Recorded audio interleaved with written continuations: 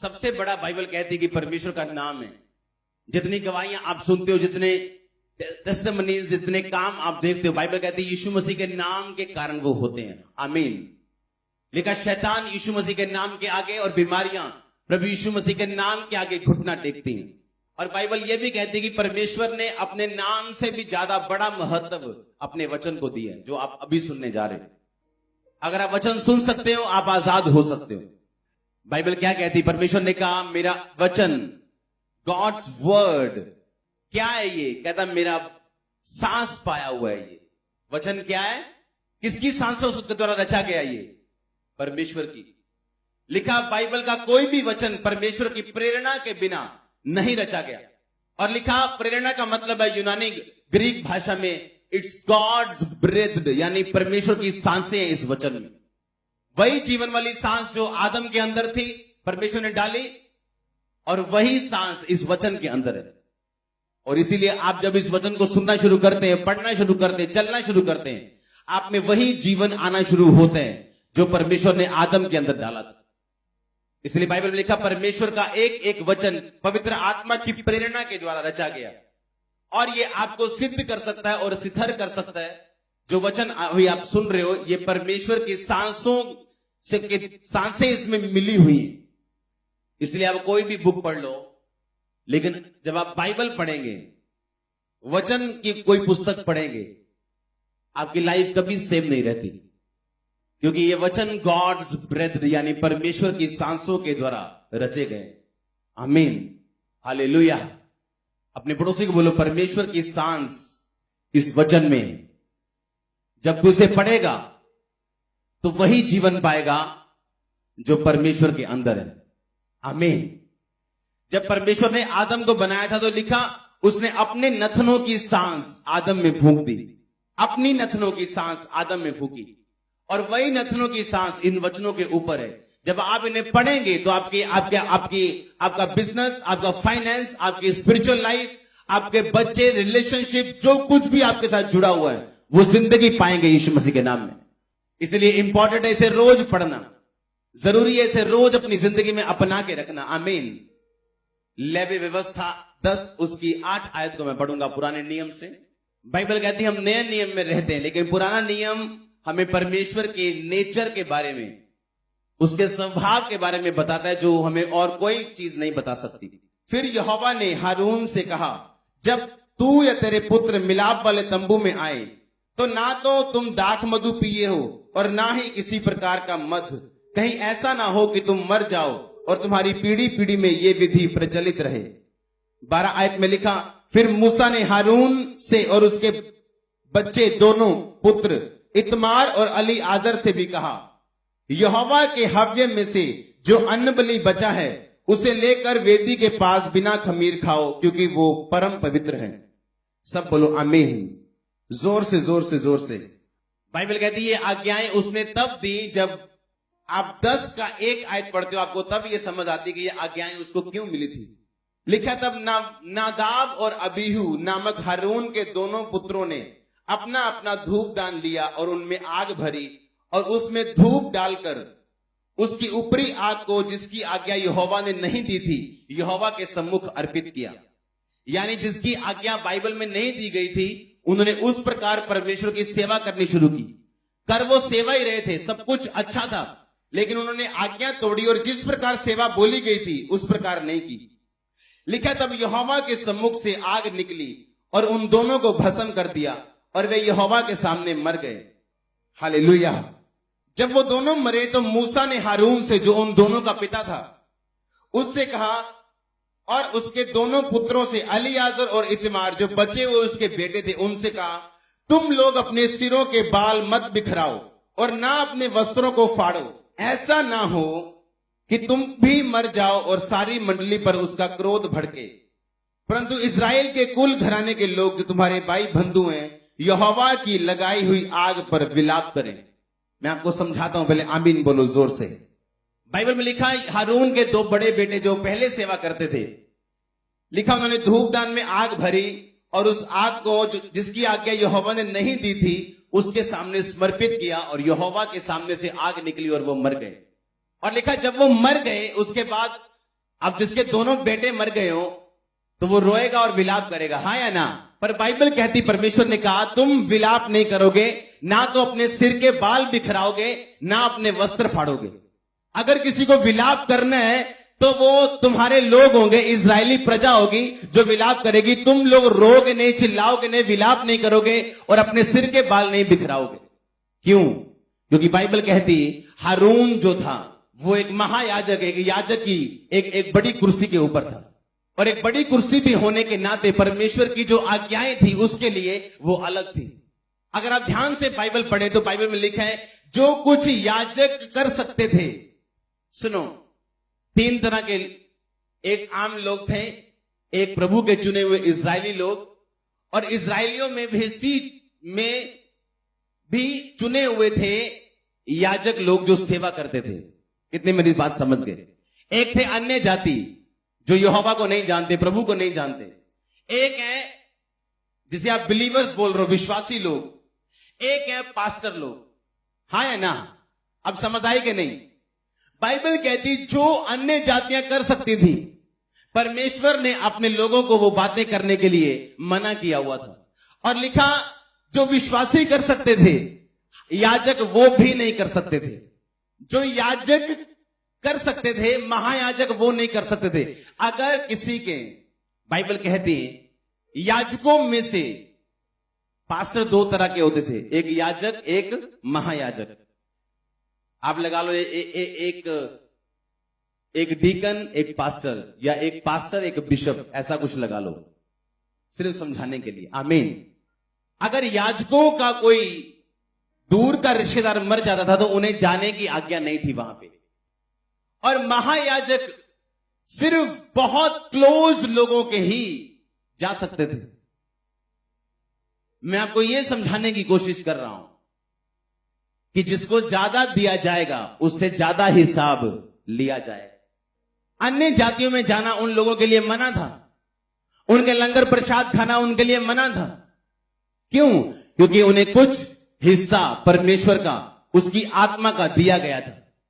अब जो आम लोग कर सकते थे, याजक वो नहीं कर सकते थे। याजकों का जिंदगी की लाइफ उससे ऊपर थी, और महायाजकों की जिंदगी सबसे ऊपर थी। बल्कि उनके अपने बेटे मर जाने के बावजूद भी उसको बोला गया कि नहीं, तुम अपने ना तो सिर के बाल बिखरा के रोगे, ना विलाप करोगे। तुम्हारी प्रजा विलाप करे तुम्हारे बेटों के लिए, लेकिन तुम रोगे नहीं और विलाप नहीं करोगे। ऐसा न हो कि तुम पर भी क्रोध भड़के। हालेलुया। क्योंकि महायाजकों की पोजीशन अलग थी। अगर परमेश्वर आपको कंडीशंस मानने के लिए देते हैं, कुछ फॉलो करने के लिए देते हैं, वो जितना हाई लेवल का है, आपकी ब्लेसिंग भी उतनी हाई लेवल की। अगर रिस्ट्रिक्शंस ज्यादा हैं तो ब्लेसिंग भी, मसा भी, बरकत भी ज्यादा है। आमीन। प्रभु यीशु मसीह ने कहा मेरा रास्ता तंग रास्ता है, दूसरे रास्ते खुले रास्ते हैं। मेरा रास्ता तंग रास्ता है, अगर तुम इस रास्ते पे चलोगे तो तंग होगे तुम, लेकिन बाद में मेरा रास्ता क्या है? खुला रास्ता है। और दूसरे रास्ते पहले खुले, जो मर्जी करो, जहां मर्जी जाओ, जो मर्जी खाओ, जो मर्जी पियो, जो मर्जी करो, ये खुले रास्ते हैं। और जब एक बंदा प्रभु में आता है तो उसे रिस्ट्रिक्शंस फॉलो करनी पड़ती। ये नहीं करना, ये नहीं करना, ये नहीं करना, ये नहीं करना। और अगर वही बंदा पास्टर बन जाए, उसकी रिस्ट्रिक्शन बढ़ जाती। और वही बंदा अगर और ऊंची कुर्सी पे चला जाए, उसकी रिस्ट्रिक्शंस और बढ़ जाती। क्योंकि परमेश्वर आपको जितना देगा उसका हिसाब भी आपसे लेगा। उसी तरह से जब आपकी लाइफ बनना शुरू होती, अगर परमेश्वर की आपकी लाइफ में बहुत बड़ी योजना है, तो हो सकता है आपकी प्रार्थना का उत्तर 8 साल तक आपको ना मिले जो आप मांग रहे हो। क्योंकि जो बिल्डिंग बड़ी होती, उसकी नींव बनने में उतना ही टाइम लगता है। हालेलुया। जो बिल्डिंग जितनी बड़ी होती, उसकी नींव डलने में उतना ही टाइम लगता है। लोग पूछते क्यों मेरी प्रार्थना का उत्तर नहीं आया? मेरे को 10 साल हो गए, मेरे को 5 साल हो गए। वो आपको उत्तर देगा अपने टाइम पे, और आपका घर दूसरे घरों से बड़ा और सुंदर होगा। ये वचन कहते हैं। मैंने कहा ये वचन कहते हैं, और ऐसे ही कहता है वचन। अगर आप ज्यादा परीक्षाओं से निकल रहे हैं, आपका आपका आपके चैलेंजेस, आपकी चुनौतियां ज्यादा हैं, आपकी ब्लेसिंग्स भी ज्यादा होंगी, आपकी गवाही भी बड़ी होगी, आप प्रभु को अच्छे तरीके से दूसरों से ज्यादा जानते होंगे। अगर हारून बोले कि इतनी इंस्ट्रक्शंस क्यों, कि मैं अपने बेटों के मरे पे रो भी नहीं सकता, तो ये भी क्वेश्चन उससे पूछा जा सकता है कि इतनी ब्लेसिंग्स तेरे पास क्यों। आमीन। जो दूसरों के पास नहीं था वो हारून के पास था, क्योंकि वो महायाजक था। तो अगर वो परमेश्वर से पूछे कि क्यों, इतनी इतनी मुश्किल क्यों, इतनी परीक्षा क्यों, तो उससे क्वेश्चन पूछा जा सकता है इतनी ब्लेसिंग्स क्यों, कि तू परमेश्वर से बात कर सकते हैं, अति पवित्र स्थान में जा सकते हैं, प्रभु के काम कर सकते हैं। हालेलुया। अगर आप आत्मिक लोग हैं तो आप बंधे हुए होंगे प्रभु के वचन से और उसकी बुलाहट से, पर अगर आप शारीरिक लोग और पापी हैं तो फिर आप खुलें, आप कुछ भी डिसीजन ले सकते हैं 10 मिनट के अंदर, क्योंकि आपका लाइफ में कोई स्टैंड नहीं। हालेलुया। अगर आप अनॉइंटेड मैन ऑफ गॉड हैं, अनॉइंटेड बिलीवर हैं, तो आप बंधे हुए होंगे, रिस्ट्रिक्शन, आपको हिदायतें होगी, आपका एक दायरा होगा, आपकी एक बाउंड्री होगी। उस बाउंड्री से बाहर आप नहीं जाएंगे, चाहे आपको नुकसान उठाना पड़े, फायदा उठाना पड़े, तंग रहना पड़े, ना तंग रहना पड़े। तो हारून रो सकता था अपने बेटों के मरों पर, उसके मारे जाने पर उसको अपने महायाजक की कुर्सी को छोड़ के जाना पड़ता। अगर आप कहते हो कि मैं अनॉइंटेड हूं, मैं प्रभु का दास हूं या दासी हूं, और आप सिर्फ बुराइयां करने में लगे, आप अनॉइंटेड नहीं हैं। क्योंकि अगर आप रियल में अनॉइंटेड हैं, आप रियल में एक पास्टर हैं, तो आपको आपकी रिस्ट्रिक्शंस, आपका हद आपको मालूम होनी चाहिए। हालेलुया। आज कलीसियाएं अपनी पावर गवा चुकी हैं। क्यों? क्योंकि वो प्रेम गवा चुके हैं, क्योंकि वो रिस्ट्रिक्शंस, हिदायतें, बाउंड्रीज से बाहर काम कर रहे हैं। हालेलुया। आज लोग आपकी एक बात को गलत तरीके से पेश करके उसको करेक्ट कर सकते हैं, पर आपकी 100 अच्छी चीजें उनके बारे में कभी बात नहीं कर सकते। हाँ, अगर आपको बात करने का इतना ही शौक है तो उन चीजों में क्यों नहीं करते जो 100 अच्छी चल रही। हाँ, पर नहीं, क्योंकि कलीसिया अपनी पावर गवा चुकी। क्यों? क्योंकि वो अपनी बाउंड्रीज से बाहर काम कर रही। हीलिंग उसकी बाउंड्रीज के अंदर है, डिलीवरेंस उसकी बाउंड्री के अंदर है, ब्लेसिंग उसकी बाउंड्री के अंदर है, ग्रोथ उसकी बाउंड्री के अंदर है, मसा उसकी बाउंड्री के अंदर है, बाहर नहीं। हालेलुया। हमें यह देखना है कि हम प्यार से कोई काम कर रहे हैं या जेलसी और हेट्रेड से, नफरत से किसी को करेक्ट करने की कोशिश कर रहे हैं।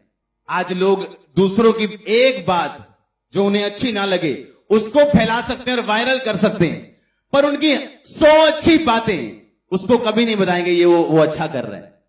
इसीलिए वो लोग अपनी पावर गवा चुके हैं। शब्दों के अलावा, बकबक करने के अलावा और कुछ उनकी लाइफ और मिनिस्ट्री में नहीं। हालेलुया। आपको अपनी बाउंड्रीज के अंदर रहना है। अगर हारून पूछे वाई कि ये इतनी बड़ी रिस्ट्रिक्शन मेरे पे क्यों, तो उससे भी क्वेश्चन पूछो, क्यों तेरे पास इतनी ब्लेसिंग क्यों? अगर परमेश्वर आपको ज्यादा परीक्षाओं से निकाल रहे हैं, आप अलग होंगे, मैं आपको गारंटी देता हूं, बिल्कुल अलग लोगों से।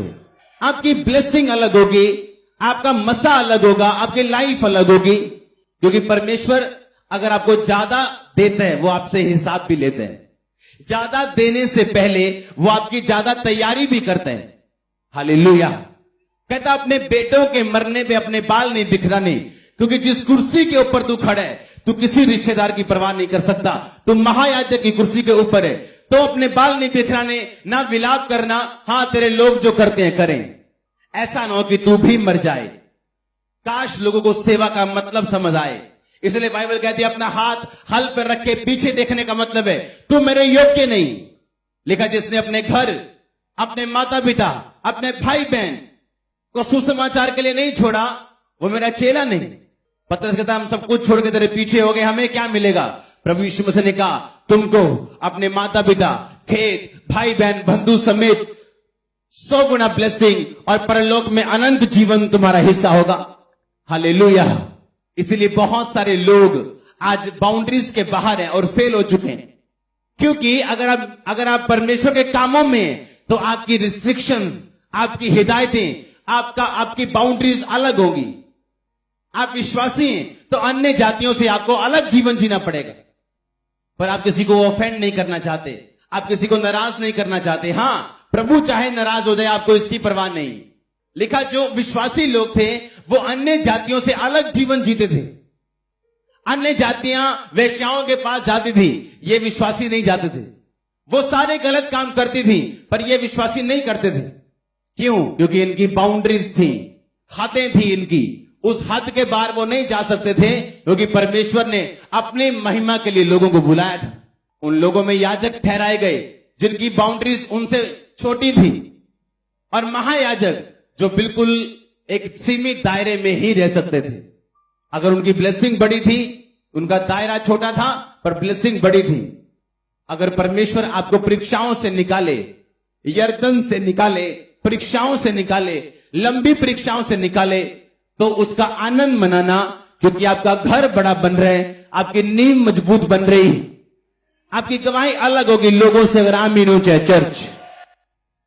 पर आपको पेशेंस रखना पड़ता है। जब आप बेसमेंट बनाते हैं, तो नींव बनाते हैं, तो आपका लाखों रुपया चला जाता है नींव के अंदर, और आपको लगता है क्या हो गया, इतने लाखों रुपया लग गए, अभी तक बिल्डिंग नजर ही नहीं आई।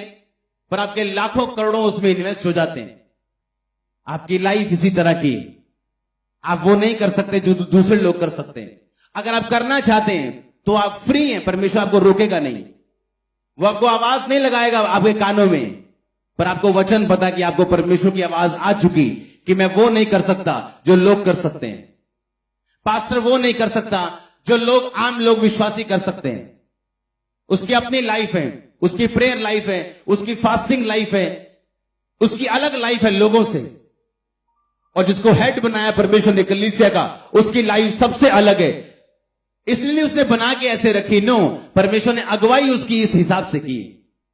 आप लोगों को खुश करना चाहते हो, आप दुनिया को भी खुश करना चाहते हो, सब घर वालों को खुश करना चाहते हो, और प्रभु को भी खुश करना चाहते हो। यह पॉसिबल नहीं है बाइबल के हिसाब से। जो परमेश्वर बात करते हैं वो दिमाग में नहीं आएगी, ना सेंस में आएगी। कि तो अपने दोनों बेटों के मरे पर रोएगा नहीं, क्योंकि तू महायाजक है। तो अपने बाल नहीं बिखराएगा, क्योंकि तू महायाजक है। ये दिल में तो नहीं आ सकती।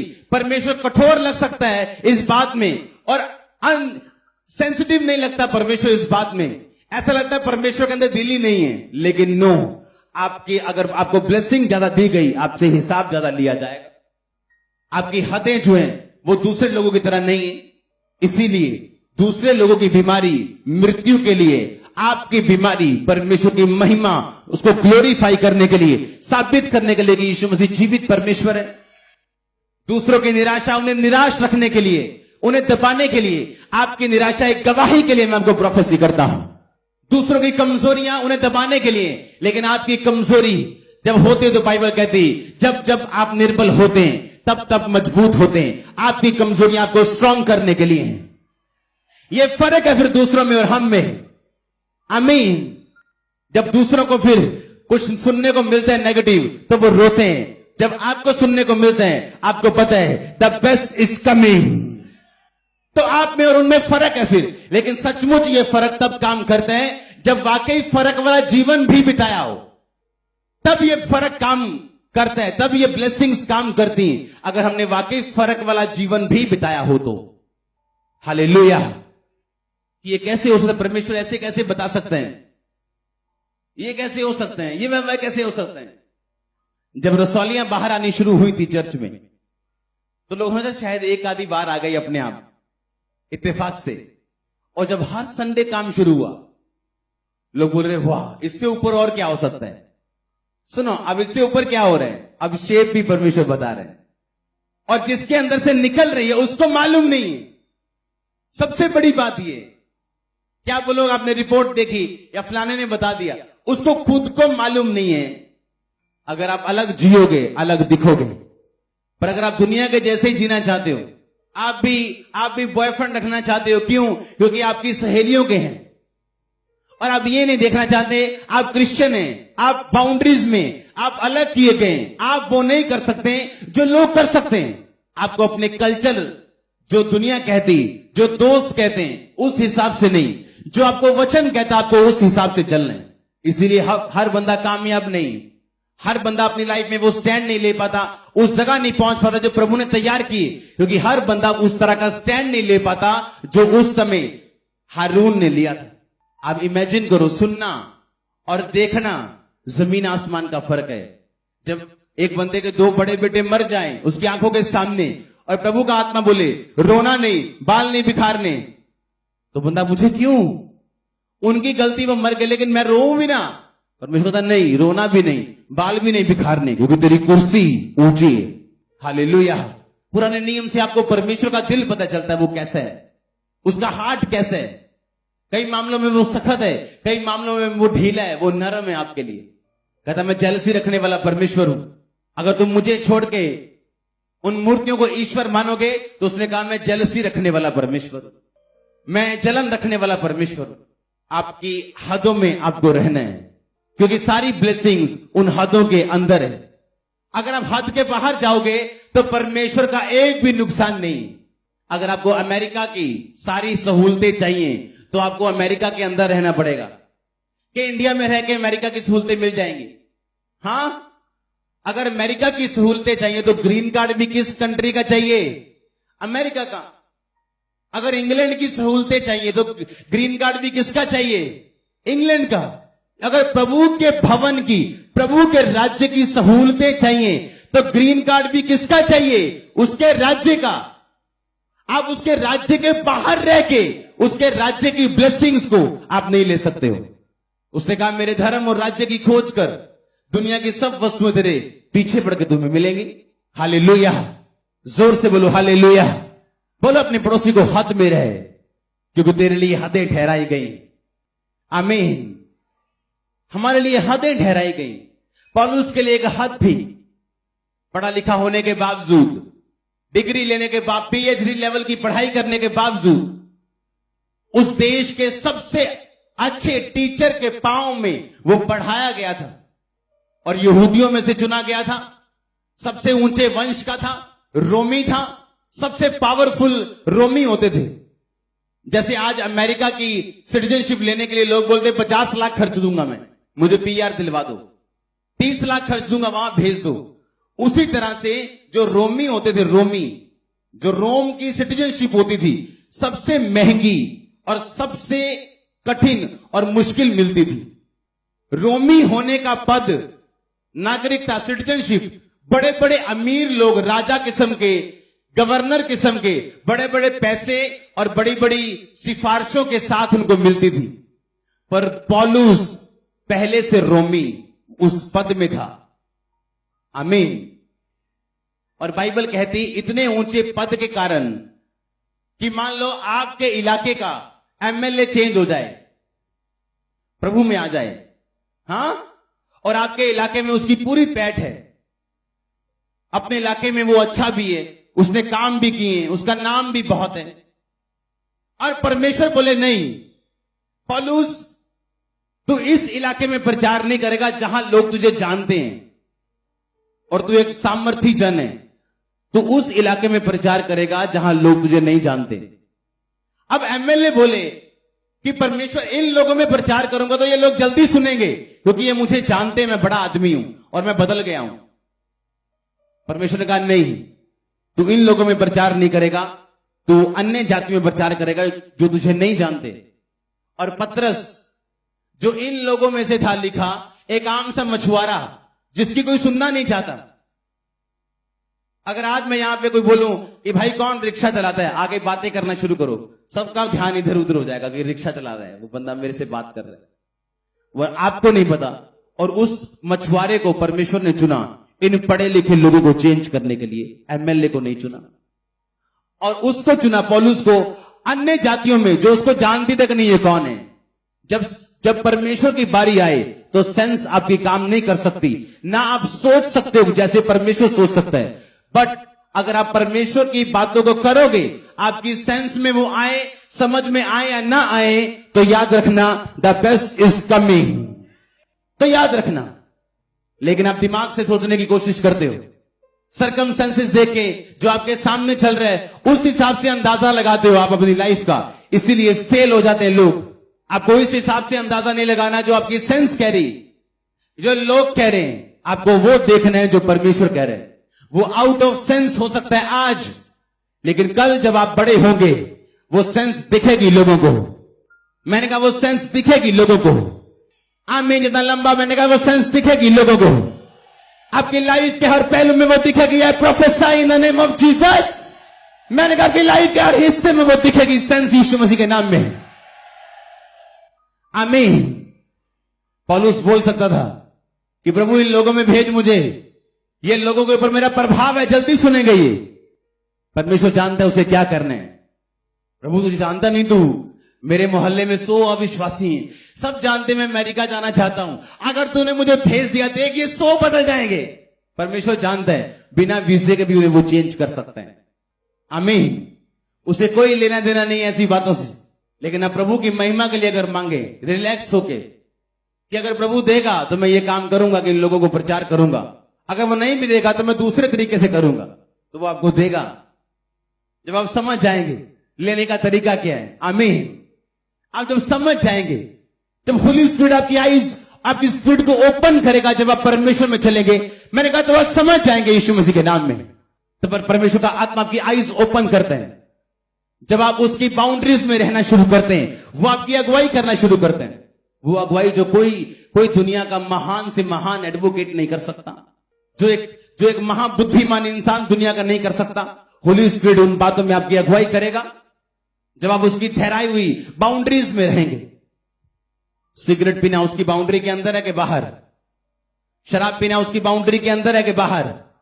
ये सब काम करके आप चर्च आ सकते हो, तालियां मार सकते हो, लेकिन ये काम सारे बाउंड्रीज के बाहर है और ब्लेसिंग्स बाउंड्रीज के अंदर है। Godliness is profitable unto all things. क्या है गॉडलीनेस? पवित्रता ही। परमेश्वर की तरह चलना, बात करना, उसकी तरह जीना, उसकी तरह सब काम करना, यह गॉडलीनेस है। और लिखा है प्रॉफिटेबल अनटू ऑल थिंग्स। आपकी लाइफ की हर चीज में यह प्रॉफिटेबल है। आपकी लाइफ का हर हिस्सा प्रॉफिट में जाएगा जब आप आत्मिक इंसान होंगे तो। हालेलुया। जोर से बोलो हालेलुया। आपकी बीमारियां जा रही हैं वचन को सुनते हैं। और यस, मैं अपनी स्पिरिट में फाइंड कर रहा हूं ये चीजें और पाली मैंने। आपकी बीमारियां जा रही हैं, ये वचन सुनते आपका फाइनेंस हील है। ये वचन सुनते आपका आमीन जितना लंबा ब्लेसिंग उतनी बड़ी। आपके वीजा फाइल्स क्लियर है। मैंने कहा आपके बच्चे बैप्टाइज होंगे इस वचन को सुनते सुनते ही। वो डिसीजन लेंगे और ये मर्सी है आपके घरों में कार्य करेगी। हालेलुया। जोर से बोलो हालेलुया। आपकी रसोइयां कायम है, होली स्पिरिट मुझसे कह रहे हैं। आमीन, आमीन, आमीन। उसके वचन में ताकत है। गॉड्स ब्रेथ, प्रभु की सांस पाया हुआ ये वचन। आमीन। आप जब इसे पढ़ना शुरू करते हैं आपको समझ आनी शुरू होती कि महायाजक की हदें अलग थी, उनकी बंदिशें और ज्यादा थी। सैमसन जो नाजीर था, उसकी माता को यह बंदिश थी, तू अंगूर नहीं खाएगी इसके पैदा होने तक, दाखरस नहीं पिएगी, अंगूर के बीज तक नहीं खाएगी। हालेलुया। आप ब्लेस है यीशु मसीह के नाम में। अपने पड़ोसी को बोलो तेरी हदें ठहराई गई। आमीन। आप जानते जब इंसान हदों में रहता है उसका दिल मचलता है बाहर जाने के लिए। अगर किसी बच्चे को हॉस्टल में डाल दो ना तो उसका दिल मचलता है बाहर क्या हो रहा है, बाहर गड्डियां जा रही हैं, घूम रहे बाहर लोग, हाँ, उसका दिल मचलता है। मेरा एक कजन ब्रदर था, जब वो छोटी उम्र का था 5-6 क्लास तक, वो इतना शरारती था। वो शरारती भी अलग किस्म के, मतलब टॉप शरारती भी जो गलत शरारती, उसको हॉस्टल में डाल दिया और वो सुधर के वापस आया था। हाँ, कितने समझ रहे हैं? ये आपके लिए क्या है? क्रिश्चियनिटी एक ये हॉस्टल है। आपका दिल तो मचलेगा बाहर जाने के लिए, वो काम करने के लिए दूसरे लोग करते हैं, पर आप जानते हैं अगर आपको कुछ बनना है तो इसके अंदर रहना। आमीन। इन हाथों के क्या रहने हैं? अंदर रहने। सारी ब्लेसिंग्स किसके अंदर हैं? हाथों के अंदर। परमेश्वर आपको ब्लेस करे। अपने हाथों को उठाओ, ये वचन अपनी लाइफ में 100 गुना फल लेके आए। अपने हाथों को उठाओ और मांगो परमेश्वर अंधकार की शक्तियां इस वचन को चुरा ना सके।